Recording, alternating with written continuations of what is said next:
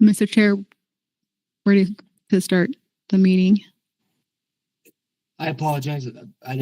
My speaker was down or something. I don't know. Now it's working. Today is April 23rd and it's now 1:31 p.m. I'll go ahead and call the meeting of the Drug, Gang, and Violent Crime Control Committee for the Arizona Criminal Justice Commission and start with the roll call.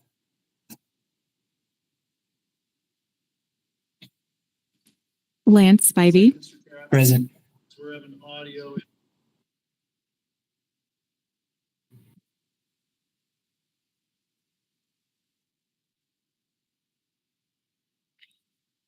We're having technical issues, so give us a second, please. Thank you.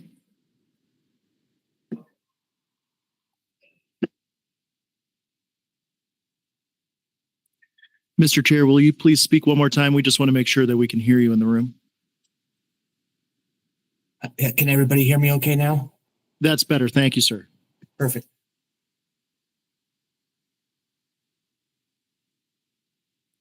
Lance Spivey. Present. Chris Mays. Tom Rankin for Attorney General Mays. Thank you. Jeffrey Glover. Jason Leonard for Colonel Glover. Thank you. Kara Riley.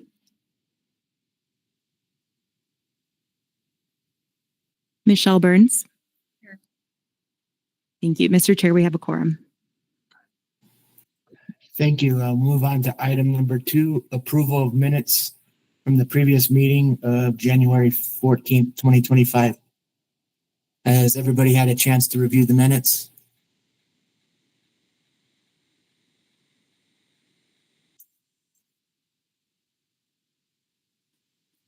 Is there a motion? I'll move to approve the minutes. Second. Okay, there's a motion and a second. All in favor of approval of the minutes from January 14th, 2025? Aye. Aye. Any opposed? Okay, the motion passes. We'll move on to item number 3, the fiscal year 2026 Drug, Gang, and Violent Crime Control Program Cycle 39 Grant Award Recommendation. I'll turn it over to staff. Thank you, Mr. Chair. Mr. Chair and members, item 3 on the agenda is staff recommendation to the committee to recommend to the full commission the award of the fiscal year 2026 Cycle 39 Drug, Gang, Violent Crime Control Program as displayed on DC4 of the agenda to eligible criminal justice agencies for period beginning July 1st, 2025 and ending June 30th, 2026, except the Attorney General's Office Medicaid Fraud Project, which will be funded from October 1st, 2025 and end on will start on October 1st, 2025 and end on September 30th, 2026. The solicitation for this grant opened on February 3rd and closed on February 25th. We received about 33 applications requesting around $16.1 million. We generally receive around high 14 million to 60 million in requests for this program, so this was within that range. Out of the 33 applications, we had 13 apprehension projects, 16 prosecution projects, 1 statewide forfeiture, 2 forensic support, and 1 adjudication project. All applications were reviewed and scored according to the rubric that we included on the announcement.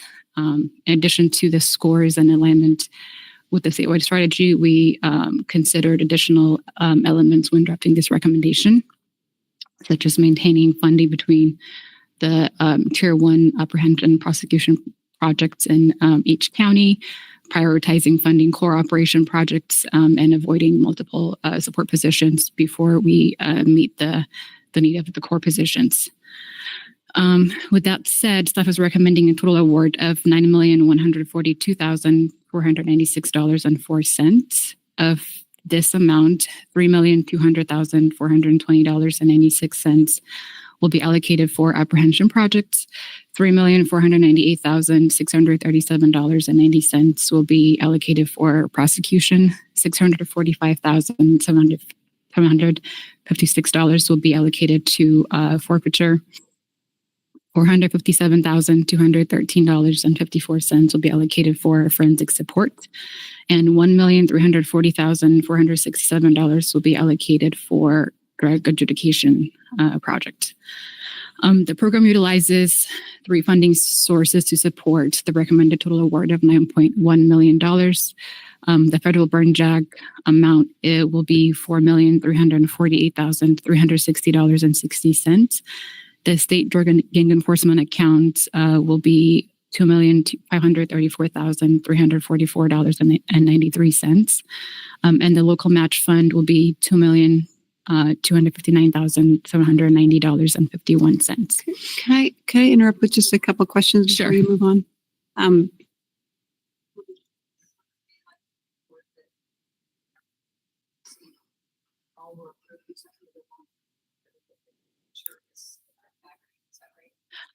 Mr. Chair and Ms. Burns, that this one is for the Drug and Violent Crime Control Program. The one that you're referencing is for the RSAT program, which will be the next recommendation item or the next agenda item. I'm sorry, I'm behind. Oh, yeah, no worries.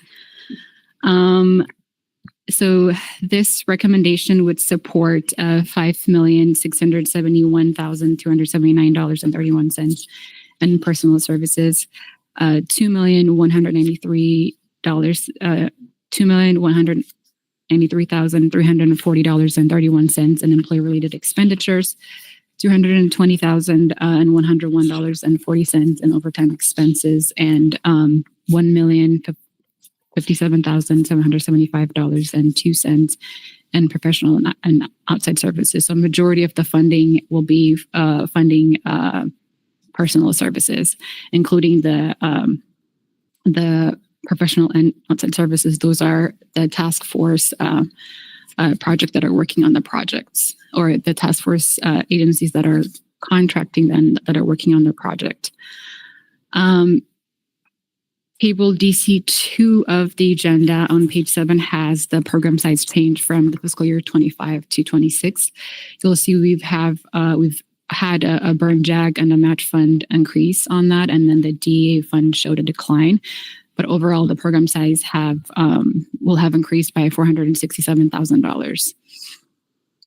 If you look at page 10 of the agenda, 62% of the increase was allocated to support new projects for Pinal County Sheriff's Office and Navajo County Attorney's Office that came on board during this cycle.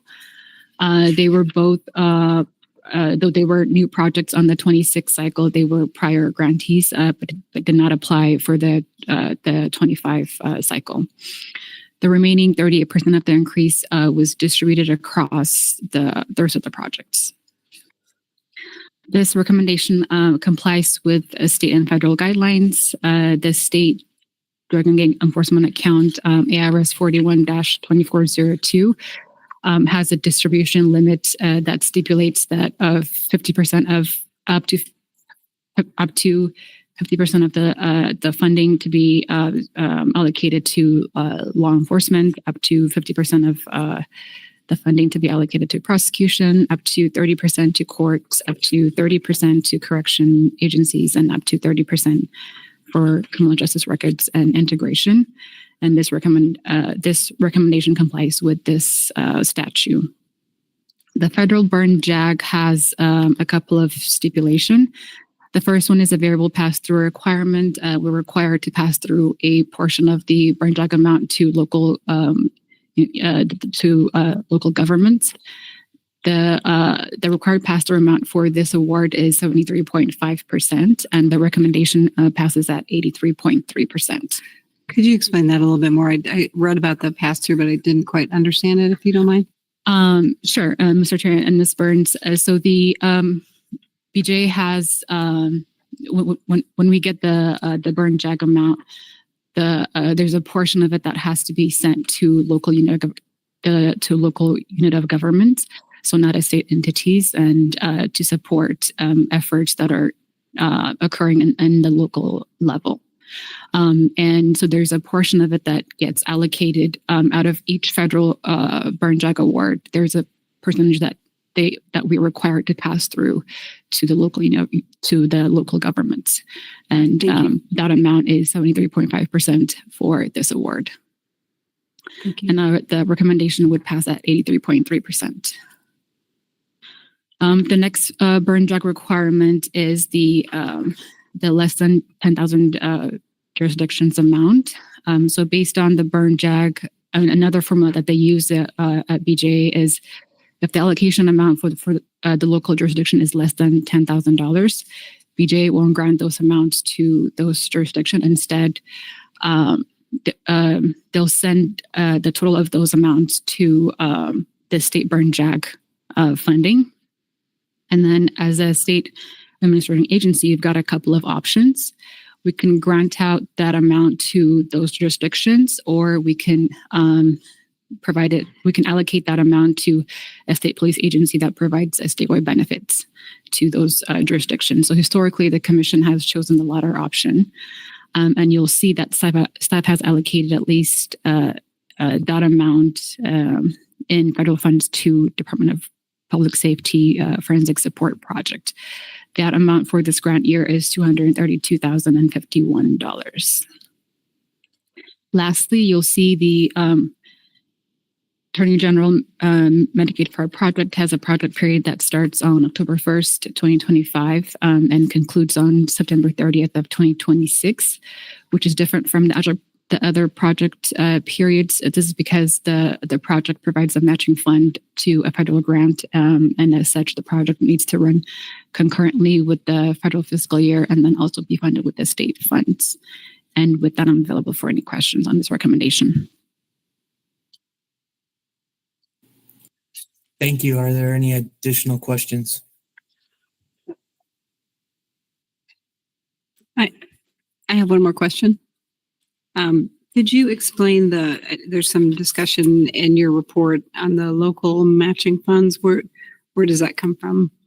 Sure. Mr. Chair and Ms. Burns, that was the commission has instituted to be part of the program funding. So the program size is 75% that comes from the federal burn jag and the state, the DE account. And then the 25% is the local match. So that's furnished by the grantees. Oh, I see. All right. Thank you. Are there any other additional questions? Okay, hearing there's no more questions, does anybody care to make a motion regarding item 3? I can make the motion, and I understand it's a long read, but I'll do that. Tom Rankin with the AGO's office. My motion is to recommend as follows the grant proposal. The Drug, Gang, and Violent Crime Controls Committee recommends to the Commission the award of the fiscal year 2026 Arizona Drug, Gang, and Violent Crime Control Cycle 39 grant funds as displayed in Table DC4 of the agenda to eligible criminal justice agencies for the period beginning July 1, 2025 and ending June 30, 2026, except the Attorney General's Office Medicaid Fraud Project, which will be funded from October 1, 2025 and end September 30, 2026. Second. All those in favor, vote aye. Aye. Aye. Aye. Any opposed? Motion's unanimous. We'll move on to item number 4, the fiscal year 2026 Residential Substance Abuse Treatment Program, RSAT Grant Award Recommendation. Thank you, Mr. Chair. Mr. Chair and members, item 4 on the agenda is staff recommendation to the committee to recommend to the full commission the award of $1,799,079.74 in federal and local cash match funds for the fiscal year 26 Residential Substance Abuse Treatment Program, which will begin on July 1st, 2025 and conclude on June 30th, 2026, as displayed in Table DC7 of the agenda. The RSAT program provides funding for substance use disorder treatment for individuals who've been in detention or incarceration in 3 program areas. Through the residential programs are generally operated by state and local correction agencies and last at least 6, but no more than 12 months. The jail-based programs last at least 3 months, and the post-release programs are for inmates for programs that provide services to inmates for a period not to exceed 1 year after release from a state or local facility. The solicitation for this cycle opened on February 3rd and closed on March 14. We received $4.3 million in requests from 8 applications, and staff is recommending a total award of $1,799,079.74. This amount will be comprised of 75% from federal funds, which is $1,349,309.81. And then the local match fund is $449,769.94. The federal RSAT grant has the 25% match requirement. Looking at the table DC 6 on page 15 of the agenda, you'll see we have 3 federal RSAT grants totaling around $2.3 million. This recommendation will reduce that balance by 1.3, which leaves around $1 million for future projects. The recommendation will fund prior year projects from Department of Juvenile Corrections, Chicanos Por La Casa, Yavapai County Sheriff's Office, Pinal County Sheriff's Office, Navajo County Sheriff's Office, and Graham County Substance Abuse Coalition, and would add a new project from a crossroad. You'll see the Valley Housing Partner application was not part of this recommendation, though it was part of the fiscal year 25 RSAT recommendation.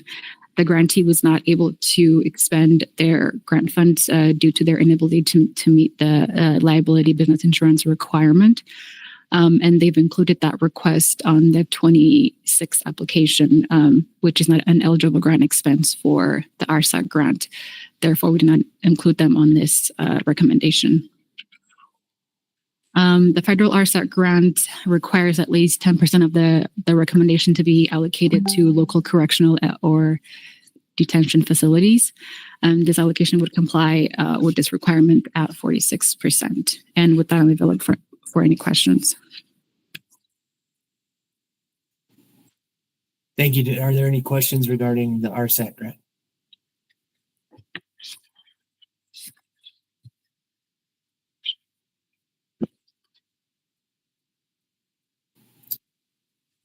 Okay, hearing no questions, is there a motion? Tom Rankin with the AGO's office. I'll make a motion to pass the following recommendation to the commission. The Drug Gang and Violent Crime Control Committee recommends to the commission the award of $1,799,079.74 in federal and local cash match funds for the fiscal year 2026 Residential Substance Abuse Treatment Grant Program, which will begin July 1, 2025 and end June 30, 2026, as displayed in table DC 7 of the agenda. I'll second that motion. Thank you. We have a motion and a second. Go ahead and call for the question. All in favor, please vote. Aye. Aye. Those opposed are none. Motion passes unanimously. Okay, is there anybody for call to the public? Item 5. Mr. Chair, we have not received anyone and no one is in the room. Okay. Item 6, the next meeting is subject to the call of the chair, unless there needs to be something from staff before then. That being said, I guess we can adjourn the meeting. It's now 1:50 p.m. Thank you, Mr. Chair. Thank you. Thank you. We don't have to have a motion to adjourn, do we?